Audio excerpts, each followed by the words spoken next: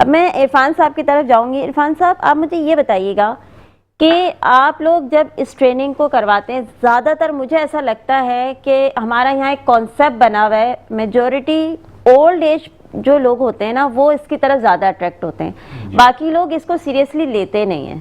اچھا وہ جم کی طرف چلے جائیں گے, وہ اور ادر ایکٹیویٹیز کریں گے, بٹ یوگا کو وہ اڈاپٹ کرتے نہیں ہیں. تو آپ یہ نہیں سمجھتے کہ اگر ہم روٹ لیولز پر, اگر اسکولز کالجز اس لیول پر اگر ہم ان چیزوں کو انٹروڈیوس کروانا شروع کریں تو اس کے اچھے ریزلٹس آ سکتے ہیں؟ جی بہت بہت شکریہ کنزا. سب سے پہلے تو آپ کا بہت شکریہ, آپ نے میں انوائٹ کیا اور اس پروگرام کے توسط سے میں بتانا چاہتا ہوں. دیکھیے یوگا ایک قدیم فن ہے.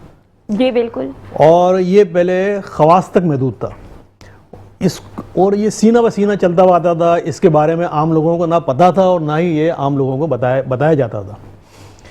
TWC دا ونڈرفل کلب کا یہ خاصہ ہے کہ وہ اسے خواص سے نکال کر عوام میں لے کر آیا. ایک تو یہ اس میں بات ہے.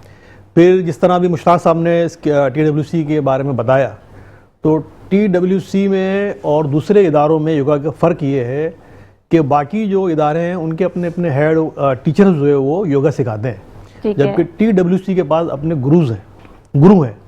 گرو اشفی راجپوت صاحب, گرو میڈم ترنم الہی صاحبہ, یہ ہمیں تمام ٹیچرز کو گائیڈ کرتی ہیں اور ان کی ٹریننگ کراتی ہیں. پھر یہ کہ ہمارے جو چیف پیٹرن ہیں اعظم صاحب, وہ اسے نکال کر خواص سے نکال کر پارس میں لے کر آئے. پھر یہ ایسا فن ہے کہ جسے حاصل کرنے کے لیے انتہائی مہنگی فیسیں دینا پڑتی تھیں. اچھا. جو ہزاروں میں ہوتی تھیں, 20,000 25,000 30,000. بالکل ایسے ہی ہے سر, مہنگا تو ہے ہی. لیکن TWC کا خاصہ یہ ہے کہ یہ پارک میں لا کر عام آدمی سے کرتے ہیں اور بغیر کسی فیس کے کرتے ہیں. زبردست. کوئی پیسہ چارج نہیں کرتے, بس ہماری فیس ہے اسمائل اینڈ پرے. آپ مسکراتے رہیں اور ہمارے لیے دعا کرتے رہیں, یہی ہماری فیس ہے. پھر یہ کہ ہمارے پاس مختلف امراض میں مبتلا لوگ آتے ہیں. کسی کے کمر میں درد ہے, کسی کے جو ہے وہ ٹانگ میں درد ہے, کسی کے گھٹنوں میں درد ہے. اور آپ نے ایک چیز دیکھی ہوگی, مسجدوں میں پہلے کرسیاں آپ کو خال ملتی تھیں, ایک دو, وہ بھی 80 سال کے 70 سال کے لوگ. آپ جائیں گے مسجدوں میں لائن لگی ہوتی ہے, اور جوان لوگ 24 سال کے نوجوان لوگ کرسی پہ بیٹھ کے نماز پڑھتے ہیں. ایسے ہی ہے. اس کی وجہ یہ ہے کہ آج چونکہ معذوروں کا عالمی دین ہے, اور آپ نے بہت اچھا ماشاءاللہ اس پہ یہ اسٹیپ اٹھایا. دیکھیں معذوری کئی طرح کی ہوتی ہے میرے لحاظ میں.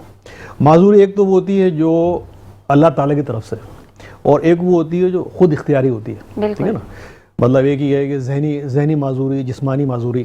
خود اختیاری معذوری کا تعلق ہمارے لائف اسٹائل سے. ہمارے جو ہے نوجوان لوگ ہیں وہ اب محنت کے عادی نہیں رہے, ایکسرسائز تو ان کی روٹین میں شامل نہیں ہے. زیادہ یہ ہوتا ہے کہ آپ جم چلے جائیں, جب ہم انہیں انوائٹ کرتے ہیں کہ آئیں یوگا کریں تو وہ کہتے ہیں کہ سر ہم تو واک کرتے ہیں. ایسے ہی سر, واک کرتے ہیں, واک بھی کریں, بہت سی چیز ہے واک کرنا. لیکن واک میں, جم میں, یوگا میں بنیادی فرق یہ ہے کہ واک اور یوگا آپ کے جسم کے چند مخصوص حصوں کو فائدہ پہنچاتی ہے, جبکہ یوگا جو ہے وہ فل باڈی ورک آؤٹ ہوتا ہے. اس میں جسم کے تمام حصے انوالو ہوتے ہیں. پھر میں نے جیسا ابھی گفتگو میں ذکر ہوا بریتھنگ کے حوالے سے, اصل میں بریتھنگ جو ہے وہ یوگا کی اصل روح ہے.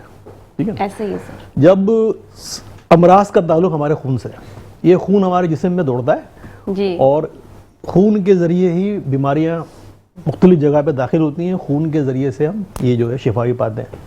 تو بریتھنگ جب ہم کرتے ہیں پراپر طریقے سے, اس کے ذریعے ہم آکسیجن کو انہیل کرتے ہیں. یہ آکسیجن ہمارے بلڈ میں شامل ہوتی ہے اور ہمارے بلڈ کو پیوریفائی کرتی ہے.